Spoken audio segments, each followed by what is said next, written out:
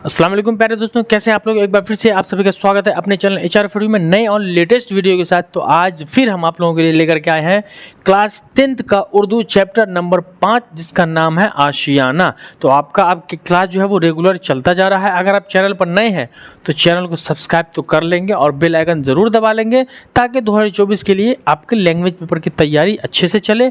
और वीडियो को शेयर कर देना। मैं पहले इसलिए कह देता हूँ कि लास्ट में मैं भी भूल जाता हूँ, आप भी भूल जाते हैं। तो चलिए हम पढ़ना शुरू करते हैं। देखिए, सबसे पहले हम पढ़ेंगे, जानेंगे कि आशियाना का क्या मतलब होता है। पहले मैं आपको बता देता हूं, आशियाना के मुसन्निफ जो है वो निगार अजीम है। निगार अजीम का मतलब औरत पता चल रहा है, तो निगार अजीम ने ही आशियाना कहानी अफसाना लिखा है, चैप्टर लिखा है। तो हम आपको पहले आशियाना के बारे में थोड़ा बता देते हैं, फिर हम निगार अजीम के हालात ज़िंदगी के बारे में पढ़ेंगे। देखिए, आशियाना का मतलब होता है अपने घर को, जहाँ हम रहते हैं, हम अपनी ज़िंदगी बसर करते हैं, उसको हम आशियाना बोलते हैं। जहाँ हम अपनी ज़िंदगी को चंद खुशियों को बेचकर जो रुपया कमाते हैं और मकान को बनाते हैं, उसको हम रहने की जगह को आशियाना कहते हैं। तो इसी आशियाने का चैप्टर का कहानी बताया गया इसमें। तो इसके मुसन्निफ जो है वो निगार अजीम है। क्लियर है। निगार अजीम का असल नाम मलका-ए महर निगार है। क्या नाम है? मलका-ए महर निगार है। उर्दू के अलावा ड्राइंग और पेंटिंग में भी MA किया, यानी मलका महर निगार ने उर्दू में MA किया। इसके अलावा ड्राइंग और पेंटिंग दोनों सब्जेक्ट में MA कर लिया इन्होंने। फिर इन्होंने जामिया मिल्लिया इस्लामिया से PhD की डिग्री हासिल की, यानी डॉक्टर ऑफ फिलोसफर बन गई है। कहाँ से किया? जामिया मिल्लिया इस्लामिया। कुछ चीज़ें आपको दिक्कत हो तो स्किप करके बैक जाकर के वीडियो आप देख लिया करेंगे। और फिर इन्होंने अफसाना लिखना शुरू किया। इनके पहले अफसानवी मजमूए, देखिए, अफसाना लिखना शुरू किया लेकिन कई अफसानों को मिलाया, जो उसके बाद जो किताब लिखा तो उसको हम मजमुआ कहते हैं। तो इनके अफसानवी मजमूए अक्स, क्या नाम था? अक्स नाम था, जो 1990 में शाया हुआ। पहले अफसाने का नाम जो था वो अक्स था, जो कि 1990 में शाया हुआ। शाया होने का क्या मतलब होगा भाई? छप के मार्केट में आ गया। फिर दूसरा मजमुआ एक गहन, जो 1999 में शाया हुआ। तो निगार अजीम यानी मलका महर निगार के पहले अफसानवी मजमूए का नाम था अक्स, जो कि 1990 में शाया हो चुका है। फिर मजमूए गहन 1999 में शाया हुआ। तो इनकी दो मजमूए किसने? मलका महर निगार ने, यानी निगार अजीम ने दो मजमूए, अफसानवी मजमूए लिखे। अब इन्होंने तनकीदी जायजे भी लिए। क्या तनकीदी जायजा? तनकीदी का क्या मतलब होता है? मैंने पहले भी बताया है कि किसी की ज़िंदगी पर रिसर्च करना, सही और गलत में वाज़ा फ़र्क करके वो उन चीज़ों को लिखना। तो इन्होंने तनकीदी किताबें भी की। तो किसके? हरिचरण सिंह चावला की शख्सियत और फ़न का जायज़ा पेश किया। तो इन्होंने जब तनकीदी किताबें लिखी तो किनका? हरिचरण सिंह चावला की शख्सियत और फ़न का जायज़ा पेश किया। और मलका-ए महर निगार यानी निगार अजीम ने एक सफ़रनामा भी लिखा। क्या लिखा? सफ़रनामा। इनके सफ़रनामे का नाम है गिरदो आवारगी के नाम से इन्होंने एक सफ़रनामा लिखा। और इनकी ज़िंदगी में कलमी सफ़र अभी जारी है। इनका कलमी सफ़र अभी जारी है, आगे लिख रहे हैं। तो यहाँ तक कॉन्सेप्ट क्लियर हो गया। ये पहले इसलिए मैं डिटेल्स बता देता हूँ आपको, ताकि आपके एग्ज़ाम में बायोग्राफी से जीवनी, जिसे हम कहते हैं, यहाँ से ऑब्जेक्टिव ज़्यादा होते हैं, इसलिए मैंने बता दिया। अब मैं आपको बताता हूँ ये कहानी, आशियाना कहानी क्या है। तो पहले ही मैंने आपको आशियाना के बारे में बता चुका हूँ मैं कि आशियाना कहते किसे हैं? घर को कहते हैं, जहाँ हम रहते हैं, हमारे घर के फ़र्द रहते हैं, उनको हम क्या बोलते हैं? आशियाना कहते हैं। अब इस आशियाने में देख लीजिए, ये जो कहानी मैं पढ़ाने जा रहा हूँ इसमें कुछ किरदार का नाम है। हर जैसे फिल्म आप देखते हैं तो फिल्म में बहुत सारे किरदार होते हैं। कोई हीरो होता है, कोई हीरोइन, मेन रोल होता है, साइड रोल होता है, यानी मरकजी किरदार होता है, और जेली और ज़मनी दोनों किरदार होते हैं। तो इसमें हम किरदार के बारे में बात करेंगे। पहले एक चीज़ आप यहाँ देख ले, सबसे मेन रोल जो है वो बरकत अली का है और ये जरीना होती है। ठीक है, ये सिराज है। तो बरकत अली बाप है, जरीना उसकी बीवी है, सिराज इसका बड़ा बेटा है, रुकैया एक बेटी है। रुकैया, अदनान, फरहान और उसके बाद इरफाना होती है। तो इरफाना जो हो गई वो सिराज की बीवी हो गई, और अदनान और फरहान जो होता है वो सिराज और इरफाना का बेटा होता है। अदनान की उम्र 9 साल होती है, फरहान की उम्र 5 साल की होती है। इतने किरदार इस कहानी में जो है वो दिए गए हैं। मरकजी किरदार बरकत अली, ये पूरी फिल्म जो होती है वो बरकत अली के ऊपर दर्शाई गई है कि एक इंसान अपनी ज़िंदगी में कैसे जीता है। ठीक है, तो कहानी शुरू होती है कि बरकत अली अपनी बेटी को, सिराज को, बेटा को और बेटी रुकैया को पढ़ा लिखा के बड़ा कर लेता है। रुकैया की शादी हो जाती है, रुकैया की शादी हो जाती है और फिर नई नई शादी रहती है तो रुकैया अपने बाप बरकत अली और माँ जरीना के घर आती जाती रहती है। नई शादी होती है, लड़कियां आती है, लेकिन धीरे धीरे धीरे रुकैया अपनी ज़िंदगी में मशगूल हो जाती है और फिर आना कम हो जाता है, बच्चे हो जाते हैं, बड़े हो जाते हैं। तो उसके बाद सिराज भी बड़ा हो जाता है और सिराज की शादी भी करा दी जाती है और सिराज पढ़ लिख लेता है, पढ़ा लिखा लड़का होता है। तो वो क्या होता है, पढ़ाई लिखाई कंप्लीट करने के बाद वो बेंगलौर शहर में रहने लगता है। याद रखना आप, ऑब्जेक्टिव में यहाँ पर नहीं चल रहा है, बेंगलौर शहर में रहने लगता है और वहाँ रहते रहते सिराज और अपनी बीवी इरफाना के साथ वो लाहौर बेंगलौर चला जाता है।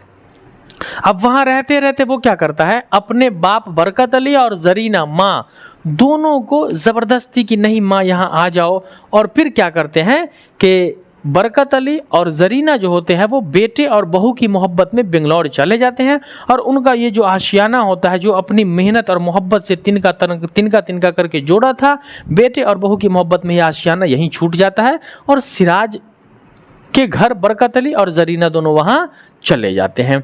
वहाँ जाते हैं, बेटे बहुत खुश होते हैं कि हमारा बाप आया है और सिराज जो होता है वो एक अच्छी नौकरी करता है और इरफाना बहू जो होती है वो पुराने ज़माने की हो करके भी नए ज़माने की हो करके भी उसके अंदर तहजीब तौर तरीका पुरानों वाला होता है।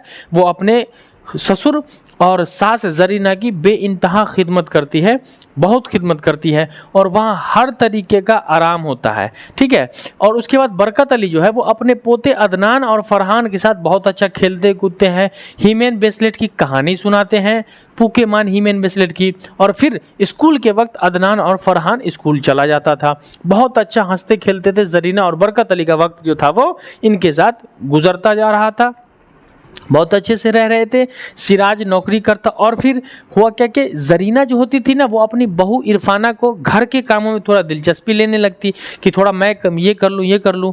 तो इरफाना जो होती थी जरीना की बहू, वो मना कर देती थी कि अम्मा आप क्या काम करेंगे सारी। सिराज बताते हैं कि आप तो सारी उम्र पका पका के खिलाती अब्बू को और सिराज को खिलाए, अब हमारा वक्त है, आपकी उम्र आराम करने की, काम करने की नहीं है। जरीना कहते कि अरे बहू आराम तो होता ही रहेगा, थोड़ा काम कर लेता हूँ। बहू कहती कि ना, नहीं करना है आपको काम। फिर कभी कभी ये होता कि कुछ घर में नौकर हुआ करते थे बेंगलौर में, इरफान के सिराज के घर में, तो वहाँ पर कभी कभी नौकरों को जरीना बोल दिया करती थी सिराज की माँ कि देखो कपड़े ऐसे निचोड़े जाते हैं, सब्जी का हिसाब ले लेती थी, ये इसको ऐसे करते हैं, इसको वैसे करते हैं, दाल दलिया। तो वहाँ पर जो है ना सिराज बोल पड़ता कि अम्मा तुम इन सब का टेंशन क्यों लेती हो, इसको करने के लिए इरफाना है ना। लेकिन सिराज ये नहीं समझता था कि जरीना ये टेंशन नहीं लेती, ये उसका अपना घर है और हक समझती है। वो चाहती थी कि हम भी काम करें, लेकिन बहू काम करने को नहीं देती। जब नाश्ता करने बैठती तो ब्रेड में मक्खन लगा लगा करके जरीना को साथ पुतोह खिलाती इरफाना, और फिर जरीना कहती कि इतना खिलाओगी तो हम बीमार पड़ जाएंगे, बहुत सारी बीमारियां हो जाएगी। तो इरफाना कहते कि बीमार पड़े आपके दुश्मन, अल्लाह ना करे आपको बीमारी हो।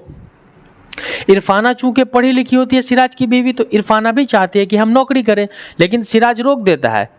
हालांकि सिराज की माँ जरीना कहती है कि करने दो, पढ़ी लिखी है, करेगी तो क्या है, कुछ पैसा ही आएगा। लेकिन सिराज साफ तौर पे मना कर देता है कि आज के ज़माने के हालात अच्छे नहीं है, और फिर मेरी कमाई कम हो तब मेरा प्रमोशन होने वाला, मैं और पैसा कमाने वाला हूँ, और फिर क्या जाएगी औरत होकर के बस का धक्का खाने के लिए। सो नौकरी की कोई ज़रूरत नहीं है, घर का काम बहुत अच्छे से कर रही है, कमाने के लिए मैं काफ़ी हूँ।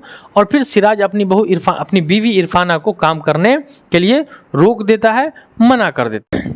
बरकत अली और जरीना दोनों वहाँ बेटे बहू के घर में रहते, हर तरीके की ऐशो आराइश थी, हर तरीके का सुकून था, न दाल दलिए का फिक्र। ऊपर बेटे के मकान पे जाना होता था, 7 माले की बिल्डिंग होती थी, लिफ्ट से सुकून से जाते आते।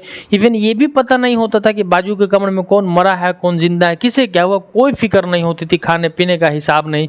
लेकिन जो नए थे, तो चूंकि वहाँ रहते रहते बरकत अली को और जरीना को अच्छा लगा। लेकिन पूरे 2 साल बीत जाने के बाद अंदर से अजीब सी बेचैनी होती थी। बरकत अली को अब अच्छा नहीं लगता था, बरकत अली को तन्हाई महसूस होने लगा। और एक दिन बरकत अली बोल पड़े अपनी बीवी जरीना को कि देखो जरीना, मैं आराम करते करते थक गया हूँ, थक गया हूँ मैं किताबें पढ़ते पढ़ते।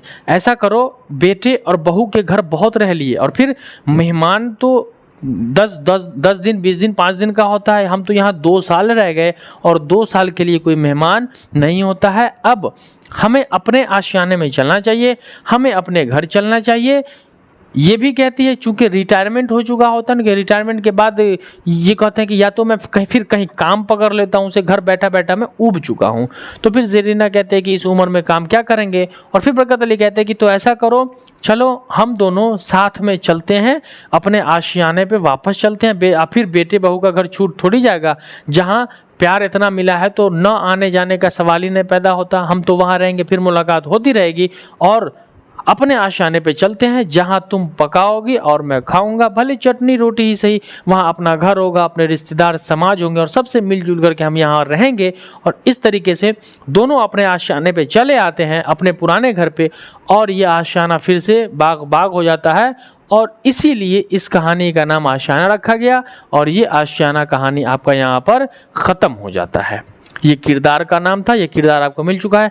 अब मैं आपका क्वेश्चन आंसर क्लियर कर देता हूँ, उस क्वेश्चन आंसर को आप ध्यान से नोट करेंगे। चलिए हम आपका बुक ले लेते हैं। क्वेश्चन आंसर में आपको कोई दिक्कत नहीं होगी, बस मैं सवाल पढ़ता जाऊँगा, बनाना आपको। देखिए सबसे पहले मुख्तसर तरीन सवाल, यहाँ कैमरे पर मैं कर देता हूँ, आप देख लें। चलिए सबसे पहले मुख्तसर तरीन सवाल हम पढ़ते हैं कि निगार अजीम का असल नाम क्या था। नंबर 1, असल नाम मलका मेहर निगार, क्लियर है। सवाल नंबर 2, निगार अजीम ने किस किस मौजू में एमए किया। उर्दू के अलावा ड्राइंग और पेंटिंग में एमए किया। 2 सवाल क्लियर। तीसरा कह रहा है निगार अजीम के अवलिन अफसानवी मजमूए का नाम क्या था। किताब का पहले अफसानवी मजमूआ अक्स क्या नाम था, अक्स नाम से हुआ था। चौथा सवाल कह रहा है निगार अजीम का मजमूआ गहन कब साया हुआ। मजमूआ गहन 1999 में साया हुआ, आप देख रहे हैं 99 में, क्लियर है। पांचवा कह रहा है निगार अजीम के सफ़रनामे का क्या नाम है। तो सफ़रनामे का नाम गिरदो आबारगी है, यहाँ देख सकते हैं आप, कंप्लीट 5। फिर कह रहा है मुख्तसर सवालात।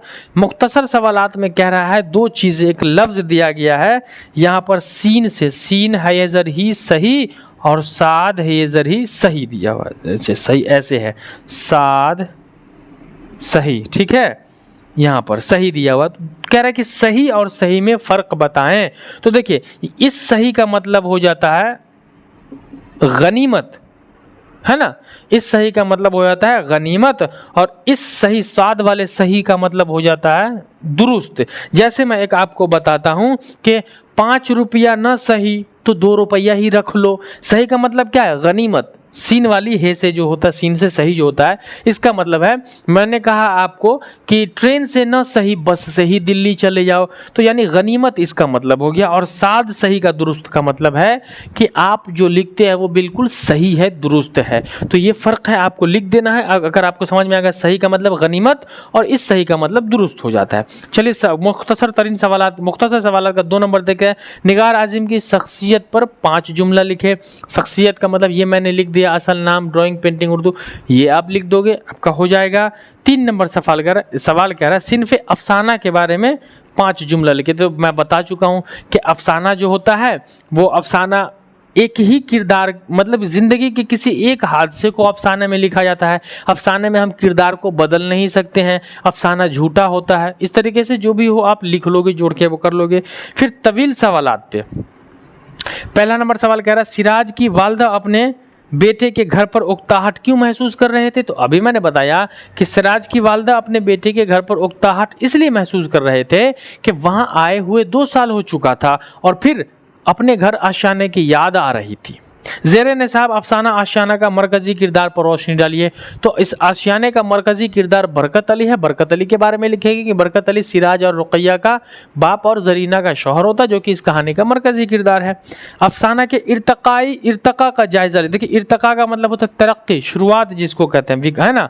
तो अफसाना के इर्तका, तो अफसाना क्या है, अफसाना के बारे में तो आप किताब से देख के लिख लोगे, वो मैं बता चुका हूँ अभी अफसाना के बारे में थोड़ा। फिर यहाँ पर 4 नंबर सवाल कह रहा है निगार आज़िम के अफसानवी खुसूसियात के बारे में लिखिए। निगार आज़िम के अफसाने की खुसूसियात क्या थी। तो निगार आज़िम के अफसाने की खुसूसियत ये थी कि वो औरतों के जज्बात और एहसासात के बारे में लिखा है। ये निगार अजीम ने औरतों के जज्बात और एहसासात के बारे में उन पे ज़्यादा फोकस किया है। अब यहाँ पर कह रहा है मंदरजा झेल अल्फाज के जमा बनाइए, यानी वाहिद से जमा बनाने को तो मैं बता देता हूँ। पहला है आपका जिद, जिद की जमा हो जाती है अजदाद। आपने देखा है ना, अपने यहाँ तो जगह भी नहीं है। पहला है आपका जिद, तो जिद की जमा अजदाद हो जाएगी। उसके बाद दूसरा है आपका खिदमत, खिदमत की जमा खिदमात हो जाएगा। तीसरा है आपका मौका, मौका की जमा मवाक़ा हो जाएगा। चौथा है आपका मसला, मसला की जमा मसाइल हो जाएगा।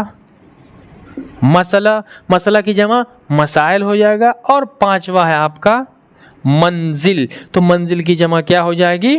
मनाजिल हो जाएगी। तो इस तरीके से यहाँ पर आपका इस चैप्टर का पूरा क्वेश्चन आंसर भी कंप्लीट हो चुका है। इसके बावजूद भी अगर आपको किसी प्रकार का प्रॉब्लम है, कोई डाउट है, तो आप कमेंट सेक्शन में हमें बताएंगे। हम नेक्स्ट वीडियो में आपके डाउट को क्लियर कर देंगे। आपका टोटल डाउट अब आउट हो जाएगा। तो ये वीडियो आपको पूरा समझ में आ गया इस चैप्टर के बारे में, क्योंकि ये चैप्टर थोड़ा इंपॉर्टेंट चैप्टर है। आशियाना का खुलासा लिखने को 5 नंबर में पूछ देता है। तो कैसा लगा वीडियो आपको कमेंट सेक्शन में जरूर बताएं, और चैनल पर नए तो चैनल को सब्सक्राइब कर ले, बेल आइकन दबा ले, ताकि हर दिन की वीडियो का नोटिफिकेशन आपको मिलता रहेगा। तो दीजिए अपने हस्तांतर को इजाजत, मिलते हैं हम इसी हंसी खुशी और मस्ती के साथ। तब तक के लिए जय हिंद, वंदे मातरम।